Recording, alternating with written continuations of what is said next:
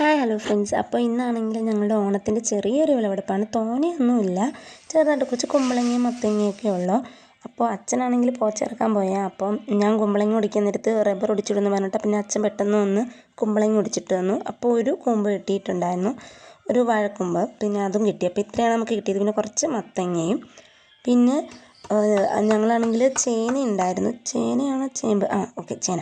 എനിക്കെപ്പോഴും അതിൻ്റെ തിരഞ്ഞു പോകും. അപ്പോൾ ചേന ഉണ്ടായിരുന്നു. അപ്പോൾ അത് കിളയ്ക്കാൻ വന്നപ്പോൾ കുന്താലി കൊടിഞ്ഞു. പിന്നെ അച്ഛൻ അതൊക്കെ ശരിയാക്കിയിട്ട് കിളയ്ക്കുകയാണ്. അപ്പോൾ ഞങ്ങൾ ആദ്യം ഇഷ്ടംപോലെ നട്ടപ്പോൾ മൊത്തം പന്നി ഇറങ്ങിയിട്ട് കൊണ്ടുപോയിട്ടുണ്ടായിരുന്നു. അതുകൊണ്ട് അതിൽ കിടന്ന് വിത്ത് കിളിച്ചതാണ്.